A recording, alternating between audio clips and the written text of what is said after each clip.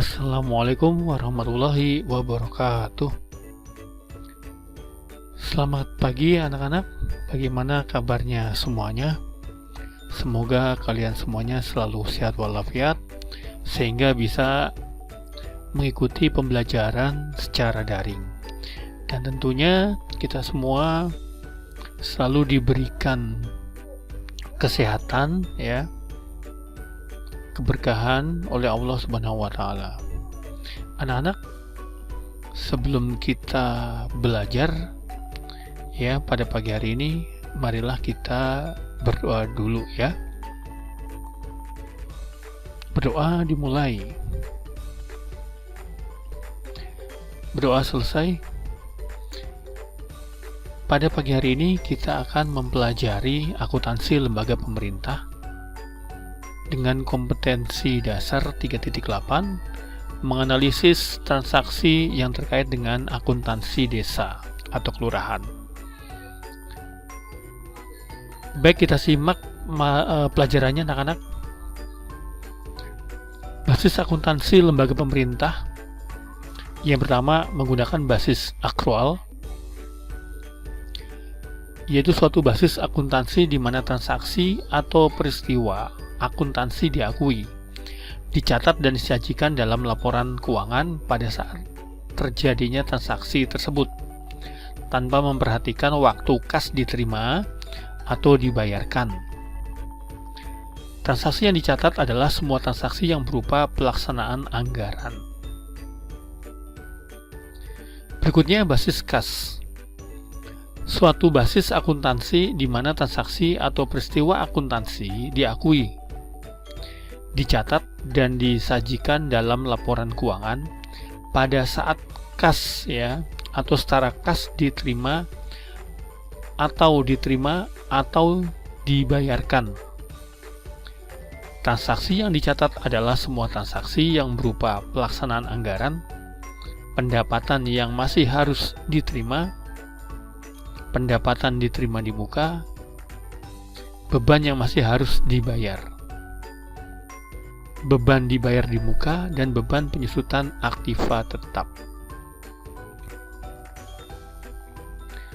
Persamaan dasar akuntansi lembaga ya.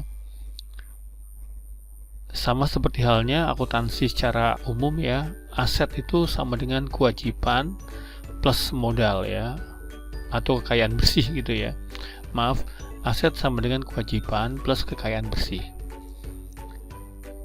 Atau juga aset plus belanja sama dengan kewajiban plus kekayaan bersih plus pendapatan atau ditambah atau juga dikurangi pembiayaan itu.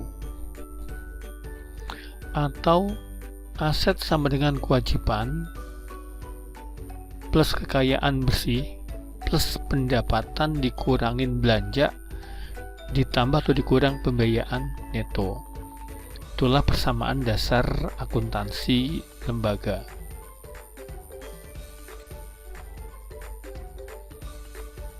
Unsur laporan keuangan desa. Pertama, aset merupakan sumber daya ekonomi yang dikuasai dan atau dimiliki sebagai akibat dari peristiwa masa lalu dan dari mana manfaat ekonomi dan atau sosial di masa depan dapat diperoleh serta dapat diukur dengan satuan uang. Lalu kewajiban merupakan utang yang timbul dari peristiwa masa lalu yang penyelesaiannya mengakibatkan aliran keluar sumber daya ekonomi yang dimiliki. Sedangkan kekayaan bersih merupakan selisih antara aset yang dimiliki desa dengan kewajiban yang harus dipenuhi desa sampai dengan tanggal 31 Desember suatu tahun. Dan pendapatan adalah merupakan penerimaan yang akan menambah saldo anggaran lebih dalam periode tahun anggaran yang bersangkutan yang menjadi hak pemerintah desa dan tidak perlu dibayarkan kembali oleh pemerintah desa. Belanja ya, merupakan semua pengeluaran oleh bendahara yang mengurangi saldo anggaran lebih dalam periode tahun anggaran yang bersangkutan yang tidak akan diperoleh pembayarannya kembali oleh pemerintah desa. Dan pembiayaan merupakan setiap penerimaan atau pengeluaran yang tidak berpengaruh pada kekayaan bersih entitas yang perlu dibayar kembali dan atau akan diterima kembali, baik pada tahun anggaran yang bersangkutan maupun tahun-tahun anggaran berikutnya. Yang dalam penganggaran terutama dimaksudkan untuk menutup defisit atau memanfaatkan surplus anggaran. Berikutnya, siklus akuntansi lembaga. Ya, dalam hal ini siklus akuntansi itu merupakan gambaran tahapan kegiatan akuntansi yang meliputi pencatatan, penggolongan, pengiktisaran, dan pelaporan yang dimulai saat terjadinya sebuah transaksi. Di mana tahapan siklus akuntansinya, yang pertama tahapan pencatatan. Tahapan ini merupakan langkah awal dari siklus akuntansi, berawal dari bukti-bukti transaksi. Selanjutnya dilakukan pencatatan ke dalam buku yang sesuai. Yang kedua, tahapan penggolongan. Tahapan selanjutnya setelah dilakukan pencatatan berdasarkan bukti transaksi adalah tahapan penggolongan. Tahapan penggolongan merupakan tahap mengelompokkan catatan bukti transaksi ke dalam kelompok buku besar ya, sesuai dengan nama akun dan saldo-saldo yang telah dicatat dan dinilai ke dalam kelompok debit dan kredit. Yang ketiga, tahapan pengiktisaran.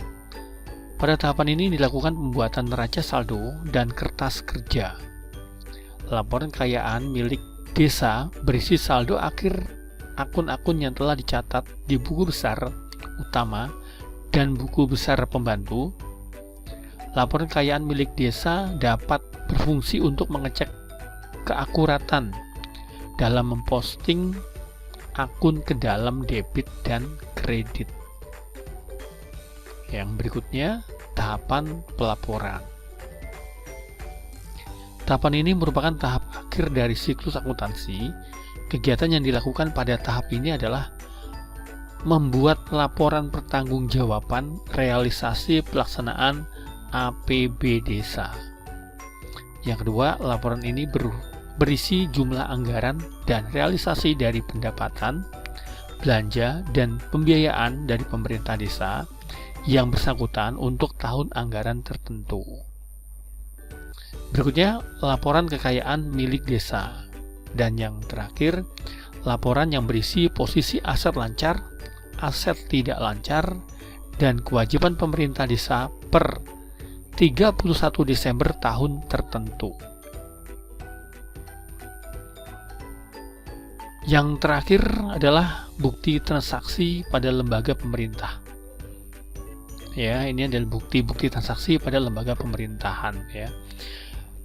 Penerimaan pendapatan ya.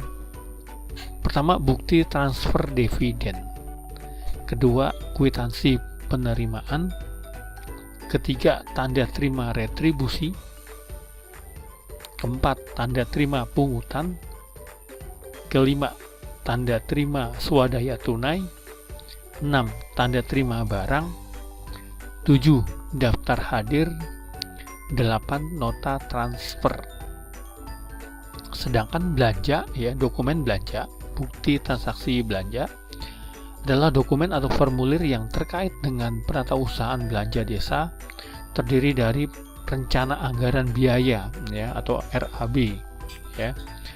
Lalu surat permintaan pembayaran atau SPP, surat pernyataan tanggung jawab belanja SPTB, dan bukti kwitansi. Sekian saja anak-anak materi teori kali ini. Minggu depan kita akan memberikan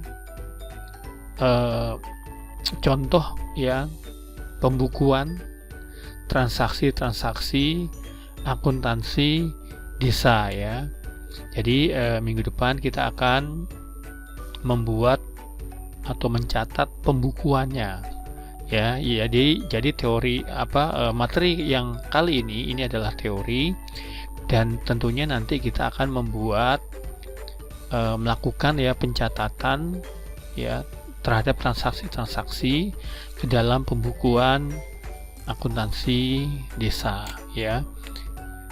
Itu aja ya, mudah-mudahan kita selalu sehat walafiat dan selalu bersemangat belajarnya. Sekian, terima kasih. Wassalamualaikum warahmatullahi wabarakatuh.